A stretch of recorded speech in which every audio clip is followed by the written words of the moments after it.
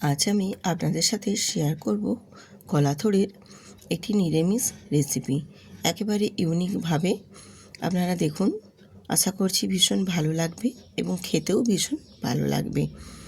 আমি রূপা, blogs with রূপা চ্যানেলে আপনাদের সবাইকে স্বাগত জানিয়ে আজকে রেসিপি শুরু করেছি। আজকে আমার এই ভিডিওটি যে যেখান থেকে দেখছেন সবাই আশা করি সুস্থ আছেন, ভালো আছেন। আমিও ভালো আছি। তো আজকের এই থোড়ের যে নিরামিষ রেসিপিটা আমি আপনাদের শেয়ার করছি, এটা বাড়িতে একবার হলেও বানিয়ে দেখবেন, খেতে ভীষণ ভালো লাগে। এছাড়া বাড়িতে যদি গেস্টও আসে তাদেরও বানিয়ে খাওয়াবেন। ভীষণ ভালো একটা রেসিপি, একেবারে নিরামিষভাবে, কিন্তু খেতে দুর্দান্ত। তো চলুন দেখে নেওয়া যাক আজকের এই রেসিপিটি আমি কিভাবে বানিয়ে নিচ্ছি। আমি দেখো একদম ফ্রেশ একটা কলার থোড় বাজার থেকে এনেছে, আর এটা কিন্তু বেশ সুন্দর, একদম টাটকা। এরকম খুব ভালো ফ্রেশ একদম টাটকা যদি কলার থোড় হয় তার স্বাদ কিন্তু আরও সুন্দর হয়। আমি এগুলোকে দেখো এরকমভাবে গোল গোল করে ছুরি দিয়ে কেটে নিয়েও তারপর এগুলোকে আরও ছোট ছোট টুকরো করে নেব। আর এখানে একটা পাত্রে দেখো জল আর জলের মধ্যে হলুদ নিয়েছি। এর মধ্যে আমি দেখো চৌকো চৌকো করে কেটে নিয়েছি, কেটে এর মধ্যে দিয়ে দেব। এই হলুদ জলের মধ্যে কলার থোড়টা কেটে যদি ফেলে দেওয়া হয় তাহলে কিন্তু একটুও কালো হবে না, বেশ সুন্দর একদম ফ্রেশ সাদা সাদাই থাকবে। আর এখানে দেখো একটা আমি মিডিয়াম সাইজের আলু নিয়েছি, আলুটাকেও ঠিক থোড়ের মতনই কেটে নিয়েছি চৌকো চৌকো করে। দিয়ে এবারে আলুর আর থোড়টা আমি এই হলুদ জলে কিছুক্ষণ ভিজিয়ে রেখে দেবো, তাহলে এর যে কষটা, সেই কালো কষটা বেরিয়ে যাবে, একটুও কিন্তু কালো হবে না, বেশ ফ্রেশভাবে সাদা সাদাই থাকবে। আর এরপর আমি চলে এলাম থোড়টা সেদ্ধ করে নেওয়ার জন্য।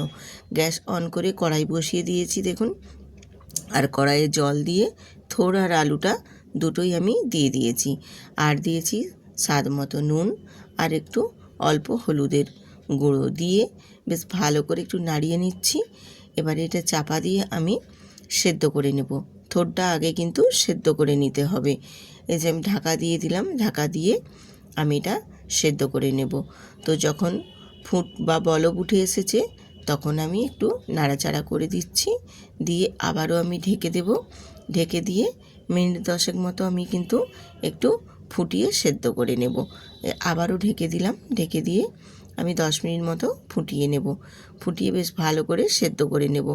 10 মিনিট না হলেও তার আগেও পর্যন্ত, যতক্ষণ না সেদ্ধ হয়ে যায় সেই পর্যায়ে সেদ্ধ করে নিতে হবে। আর আমি দেখো তোমাদের একটা দেখিয়েও দেব যে বেশ সুন্দরভাবে সেদ্ধ হয়ে গেছে। অবশ্য কলার থোড় একদম নরমভাবে সেদ্ধ হবে না, কিন্তু আলুগুলো যে সেদ্ধ হয়ে গেছে আমি সেটা তোমাদের দেখিয়ে দিচ্ছি। দেখো সেদ্ধ হয়ে গেছে। ঠিক এবারে আমি এটাকে নাবিয়ে জলটা ঝরিয়ে নেব। তো গ্যাসটা অফ করে দিয়েছি, দিয়ে এবারে এটাকে নাবিয়ে একটা ঝুড়িতে জলটা ঝরিয়ে নিয়েছি। আর এপাশে দেখো কড়াইটা খুব ভালো করে ধুয়ে আমি আবারও গ্যাসে বসিয়ে দিয়েছি, আর নিয়ে নিয়েছি এখানে 1 চামচ মুগের ডাল। আজ আমি এই নিরামিষ কলা থোড়ের রেসিপিটি মুগের ডাল দিয়েই বানিয়ে দেখাবো, একেবারে ইউনিকভাবে, খেতে ভীষণ ভালো লাগে। আর মুগের ডালের সাথে এখানে দেব আমি নারকেল আর এই মুগ ডাল দিয়ে আজ তোমাদের একেবারে ইউনিকভাবে এই কলা থোড়ের রেসিপিটি আমি তোমাদের সাথে শেয়ার করব। দেখুন ভীষণ ভালো লাগবে আর খেতেও ভীষণ টেস্টফুল হবে। মুগ ডালটা হালকা করে একটু ভেজে নেওয়ার পর তারপর এখানে আমি দিয়ে দিলাম কয়েক টুকরো নারকেল। আর এই নারকেলটাকেও আমি ডালের সাথে একটু ড্রাই রোস্ট করে নিচ্ছি।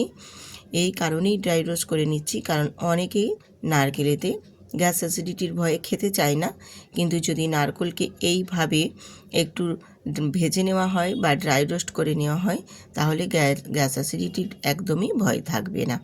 এই কারণেই আমি তোমাদের দেখিয়ে দিচ্ছি যে ডালের সাথে নারকেলটাকেও আমি একদম ভালো করে ড্রাই রোস্ট করে নিয়ে এবার এটাকে একটু মিক্সিতে গুঁড়ো করে নেব। তোমরা জল দিয়েও গুঁড়ো করতে পারো বা শুকনো গুঁড়ো করে নিতে পারো। দিয়ে এবারে আমি কড়াইয়ের মধ্যেই দিয়ে দিলাম আবারও সাদা তেল, একটা তেজপাতা, একটা শুকনো লঙ্কা আর 1/2 চামচ 5 ফোড়ন দিয়ে ফোড়নটা একটু নাড়াচাড়া করে ভেজে নেব। তো আমি এটা সাদা তেলে বানিয়ে নিচ্ছি, তোমরা চাইলে সর্ষের তেলেও করতে পারো। যে কোনো তেল দিয়ে এটা বানানো যায় এই রেসিপিটি। আমি এবারে ফোড়নটা ভেজে নেওয়ার পর ফোড়নের ওই তেলের মধ্যেই একটু দিয়ে দিয়েছি নুন আর একটু হলুদের গুঁড়ো দিয়ে আমি এখানে আদা আর জিরে বাটার পেস্টটা দিয়েছি। এর কারণেই আমি নুন আর হলুদটা দিয়েছি, তার কারণ আদা বাটাটা যখন আমি এই তেলের মধ্যে দেব পুরো গায়ের মধ্যে ছিটকে আসবে না, বেশ সুন্দর একদমভাবে একদম তেলের মধ্যে ভাজা হবে। এই কারণে আগে নুন আর হলুদটা তেলের মধ্যে দিয়ে দেওয়ার চেষ্টা করবে। এটা কিন্তু একটা টিপস, তাহলে দেখবে অনেক ক্ষেত্রে আদা আর জিরে বাটার পেস্ট তেলের মধ্যে দিয়ে দিলে ভীষণ পরিমাণে কিন্তু ছিটকে ছিটকে পড়ে, সেটা কিন্তু একদমই পড়বে না। দিয়ে অল্প করে একটু জল দিয়ে মশলাটা কষিয়ে নেওয়ার পরে আমি এখানে দিয়ে দিয়েছি টমেটোটাও একটু নেড়ে ছেড়ে কষিয়ে নিয়েছি। তারপর এখানে কালারের জন্য দিয়ে দিলাম কাশ্মীরি লঙ্কার গুঁড়ো, আর এখানে ঝালের জন্য আমি যেহেতু একটা শুকনো লঙ্কা দিয়েছি সেক্ষেত্রে আর খুব বেশি ঝাল আমি দেব না। আর নিরামিষ হলেও একটু ঝাল ঝাল অনেকে পছন্দ করে, কিন্তু আমি আর খুব বেশি ঝাল দেব না। এরপর এখানে আমি ছোলা ভিজিয়ে রেখেছিলাম, সেই ছোলাটাও অ্যাড করে দিলাম। যেহেতু কলা থোড়ের রেসিপি বানাচ্ছি সেক্ষেত্রে একটু কাঁচা ছোলা দিলে খেতে বেশ ভালো লাগে। দিয়ে কাঁচা ছোলাটা দিয়েও মশলাটাকে আবার একটু নাড়াচাড়া করে অল্প একটু জল দিয়ে খুব ভালো করে একটু কষিয়ে নেব। আর মশলাটা যত ভালো করে কষানো হবে তত কিন্তু আদার বা এই যে আদার্স যে আমি টমেটো সব কিছু মশলা দিয়েছি এর কাঁচা গন্ধটা খুব ভালোভাবে চলে যাবে। মশলাটা কষিয়ে নেওয়ার পর এখানে আমি যে আলু আর কলার থোড়টা সেদ্ধ করে নিয়েছিলাম সেটা জল ঝরিয়ে রেখেছিলাম, এবারে ওটা দিয়ে দিলাম। দিয়ে খুব ভালো করে কিন্তু একটু মশলার সাথে কষিয়ে নেব থোড়টাকেও। এই রকমভাবে থোড় আলু কষিয়ে কষিয়ে রান্না করলে না তার টেস্ট কিন্তু ভীষণ সুন্দর হয়। আমার মাকে দেখেছি এইভাবে রান্না করতে, তাই আমি একই রকমভাবে মায়ের প্রসেসেই আজকের এই রান্নাটা তোমাদের সাথে শেয়ার করছি। দেখো এবং একবার হলো বাড়িতে বানিয়ে দেখুন, আশা করি ভীষণ ভালো লাগবে। আগেকার দিনে মায়েদের হাতের রেসিপিগুলো কিন্তু খেতে ভীষণ সুন্দর লাগতো, আর সেই রান্নায় আমি ঘুরিয়ে ফিরিয়ে আপনাদের সাথে শেয়ার করছি। আমি এখানে দেখো এবারে থোড় আর আলুটা খুব ভালো করে কষিয়ে নিয়েছি একটু ঢেকে, দিয়ে এখানে মুগ ডাল আর নারকেলের যে পেস্টটা আমি রেডি করেছিলাম সেই পেস্টটা এখানে দিয়ে দিলাম। আমি একটু অল্প জল দিয়ে পেস্টটা বানিয়ে নিয়েছি। দিয়ে এবার এই থোড়ের আর আলুর সাথে আমি নারকেল আর মুগ ডালের বাটাটা দিয়েও একটু নাড়াচাড়া করে কষিয়ে নিচ্ছি দেখো। আর এই সময় কিন্তু একটু নেড়েচেড়েই কষিয়ে নিতে হবে, না হলে কিন্তু কড়ার গায়ে লেগে যাবে। যেহেতু নারকেল আর মুগ ডাল আছে একদম খুব খাপি খাপিভাবে হয়ে যাবে, এই জন্যই এটা খুব অনবরত নেড়ে বেশ ভালো করে কষিয়ে নেওয়ার পর এখানে আমি 1 বাটি পরিমাপে জল দিয়ে দিলাম। যেহেতু আমার সমস্ত উপকরণ সেদ্ধ করাই আছে, খুব বেশিক্ষণ আর সময় লাগবে না আর খুব বেশি জল দেওয়াও লাগবে না। দিয়ে একটু নাড়াচাড়া করে আমি এবার এটাকে বেশ ভালো মতো একটু রান্না করে নেব। বেশ ভালো মতো দেখো ফুটে উঠেছে খুব ভালোভাবেই, একদম দেখো গ্রেভি গ্রেভিভাবে একদম ফুটে বেশ সুন্দরভাবে একদম রেডি হয়ে গেছে। তো জলটাকে কিন্তু আমি আর একটু শুকনো শুকনো করে নেব। আর এখানে নুনের পরিমাণটা একটু অল্প কম মনে হচ্ছিল, তার জন্য এখানে আমি একটু নুন অ্যাড করে দিলাম।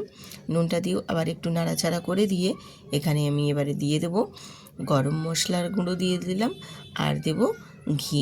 সবশেষে নামানোর আগে এই গরম মশলা আর ঘি দিয়ে আমি গ্যাসটা অফ করে একটু নাড়িয়ে চাড়িয়ে খুব ভালো করে মিশিয়ে নেব। দিয়ে একটু ঢাকনা দিয়ে ঢেকে দেব যাতে করে এর ফ্লেভারটা বেশ সুন্দরভাবে ভেতরে বজায় থাকে। আর এত সুন্দর একটা গন্ধ মিষ্টি বেরিয়েছে কি বলবো তোমাদের। ঘি আর গরম মশলাটা দিয়ে দেওয়ার পরে এই কলা থোড়ের যে কি অপূর্ব একটা ফ্লেভার বা একটা স্বাদের মানে গন্ধ এত সুন্দর একটা বেরিয়েছে, একবার হলেও না বানালে বন্ধুরা তোমরা বুঝতে পারবে না, এত সুন্দর লাগে খেতে। গরম ভাতের সাথে বলো রুটির সাথে বলো অসাধারণ একটা রেসিপি। এবার দেখো আমি ঢেকে দিলাম 1 মিনিটের মতো বা কয়েক সেকেন্ডের মতো, যাতে করে ঘ্রাণটা এর ভীষণ সুন্দরভাবে বজায় থাকে। দিয়ে এবার একটি পাত্রে আমি নাবিয়ে নিয়েছি। নাবিয়ে তারপর তোমাদের দেখিয়ে দিচ্ছি যে কতটা সুন্দরভাবে আজকের এই মুগ ডাল আর ভাজা নারকেল ভাজা দিয়ে এত সুন্দরভাবে কলাথুরির একটা রেসিপি শেয়ার করেছি। অবশ্যই একবার হলেও বন্ধুরা বাড়িতে বানিয়ে দেখবেন, অপূর্ব লাগে খেতে। না খেলে ভীষণ মিস করবেন কিন্তু। এত সুন্দর হয় যে বাড়ির সবাই খেয়ে প্রশংসা করবেই করবে। এছাড়াও বাড়িতেও এত সুন্দর একটা গন্ধ ফুটে উঠবে যে মনে হবে একবার হলেও কিন্তু বানিয়ে দেখা যাক, এত সুন্দর হয়। তো যদি বন্ধুরা ভালো লেগে থাকে অবশ্যই কিন্তু বন্ধুদের সাথে শেয়ার করতে ভুলবেন না। আর নতুন নতুন বন্ধুরা সাবস্ক্রাইব করে বেল আইকনটি প্রেস করতেও ভুলবেন না। আবার আসবো এইরকম নতুন নতুন আরও সুন্দর সুন্দর রেসিপি নিয়ে। সবাই সুস্থ থাকুন, ভালো থাকুন। আজ এখানেই শেষ করছি।